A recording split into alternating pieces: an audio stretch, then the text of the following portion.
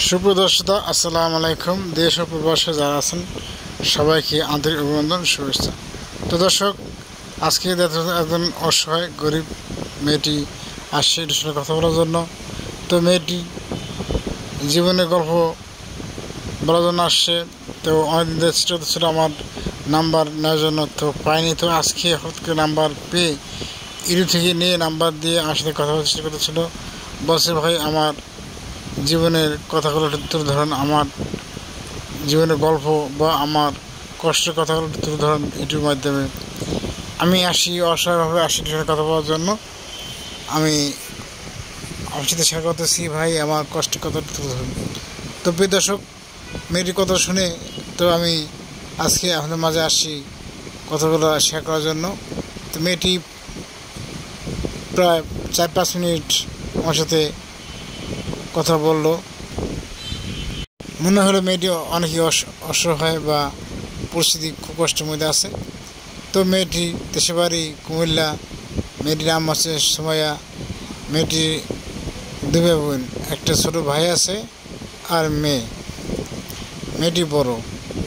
মেয়েটির বাবা মা বলতে বাবা নাই, মা অসুস্থ, অনেক বয়স হয়ে গেছে গা, বেশিটা কাজকাম করতে হবে না, পাশে থাকে। তো বাবা,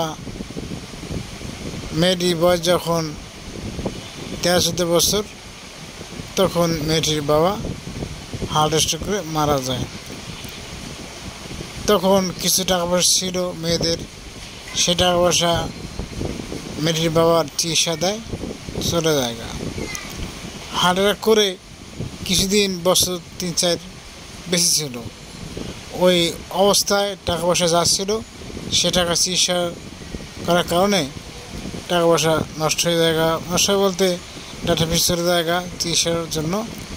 তো দেশে বাড়ি ঘর ক্ষেত খাওয়া ছিল, ওই ক্ষেত খাওয়া বিক্রি করছে। বিক্রি করার পরবর্তীতে মেয়ের বাবার হার্টে ব্লক ধরা পড়ছে। সেই ব্লক করার জন্য বুকে অপারেশন করে দুটা ব্লক পড়ানো হয়েছে। এতে অনেক টাকা পয়সা খরচ হয়েছে। সেটা খরচ যাওয়াতে মেয়েটি টাকা পয়সা অর্থভাবে পড়ে যায়। পরবর্তী মেয়ে বাবা বেঁচে নাই, 1-2 বছর বেঁচে ছিল। পরবর্তী মেয়ের বাবা মারা যায়। এখন মারা যাওয়ার পরে মা বসে জায়গায় ওই বাবার সুখে স্বামী যদি যখন না থাকে, তখন সে মা আস্তে আস্তে সে নিশ্চিত হয়ে যায়।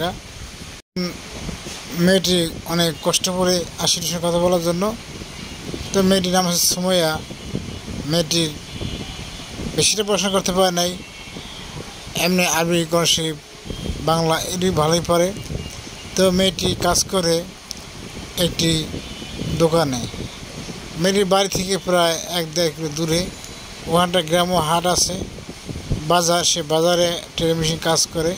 ও পরিচিত একটি বোন আছে, বোনের দোকান, সেই দোকানে মেয়েটি কাজ করে। মেয়েটি শুধু একা না, ওর সাথে আরও 7-8 জন মেয়েরা কাজ করে। তো সকালে 8টার সময় যায়, বিকাল 4টা-5টা দিতে আসে বাসায়। সকালে যাওয়ার সময় মেয়েটি বাসা বাড়ি কাজ করে মেয়েটির মাকে খাওয়া দেয়া বস্তু খাওয়ায়। তারপর মেয়েটির ভাই আছে, ওরে খাওয়া দাওয়া করে। তারপর সে কাজ যায়। কাজ করতে দুপুর লাঞ্চ সময় জায়গায় লাঞ্চ করে আবার পরে কাজ শেষ করে আবার বাসায় আসে। এসে নিজেদের কাজকাম করতে করতে সন্ধ্যা হয়ে যায়। পরবর্তীতে সন্ধ্যা 7টার পরে আবার এলাকার ছোটো ছোটো বাচ্চারা আছে, ওদেরকে আবার আরবি শেখায়, কোরআন শরীফ, সূরা কিরাত এগুলা পড়ায়। দেখা যায় ওখান থেকে আবার দেখা যায় 1-2 টাকা পায়। আর যেখানে কাজ করে, টেলিভিশনের কাজ করে, সেখানে আবার পায় মাসে বা দৈনিক 400-500 টাকা ইনকাম হয়। ওখান থেকে মেয়েটির অর্ধেক টাকা পায়। অর্ধেক টাকা ওই মেয়ের মালিক যে আছে কারখানা দোকানে, সে রেখে দেয়। কারণ ওই কারখানার মালিকের মেশিন, কাপড় চোপড়, দোকান ভাড়া দিয়ে অর্ধ টাকা পায়। তার দৈনিক 150, 250, 300 টাকা পায়। আর এখান থেকে 1.5-2 টাকা পায়। এই টাকা দিয়ে মেয়েটির বাসা বাড়ি, খাওয়া খরচ, মেয়েটির মার ওষুধ পানি নিজে অনেক সময় কাজকর্ম করতে হয়। মেয়ের বাবা বাবা নাই, তো দেখা যায় ওই বড় ভাইও নেই, এই দায়িত্ব মেয়েটির উপরে কাঁধে পড়ছে। তো মেয়েটি কাজকাম করে, মেয়েটি চাচ্ছে ভাই আমি গরিব অসহায়, আমি চাই একজন প্রবাসী, আমি একজন ভালো মনে মানুষ চাই। দেখা যায় প্রবাসী ভাইরা আছে অনেক দিন চলে গেছেন গা, আসতে পারতেছেন না, সমস্যার কারণে ইটালি চলে গেছেন, দেখা যায় ইটালি থেকে আসতে পারতেছেন না, কাজ তো হয় নাই। যদি এরকম প্রবাসী কোনো ভাই থাকেন, আমাকে দেখে পছন্দ হয়, ভালোবাসছেন, যদি বিয়ে করে নাম্বার দেওয়া আছে, এই নাম্বার দিয়ে আসলে কথা বলবো, ফোন দিবেন, আমি ফোন দেবো, কথা বলবো। ভাই আমি চাই একজন মনে মানুষ, যেখানে সারা জীবন থাকা যায় সাথে, আমি এরকম একটি মানুষ চাই, বিয়ে করে থাকবো তার সাথে, এবং মানুষ চাই ধার্মিক, পাঁচ ওয়াক্ত নামাজি মানুষ চাই। এরকম একজন মানুষ চাই যাকে বিয়ে করে সারা জীবন থাকতে চাই, সারা জীবন তার আব্বা মা আছে, ভাই বোন আছে, তাদের দেখাশোনা করতে চাই। আর আমার ছোটোটা ভাই আছে, সে ভাইটাকে মার খেতে থাকবে, আমি চাই ভালো মানুষ। দর্শক আসসালামু আলাইকুম, সবাই ভালো সুস্থ, আল্লাহ হাফেজ, আসসালামু আলাইকুম।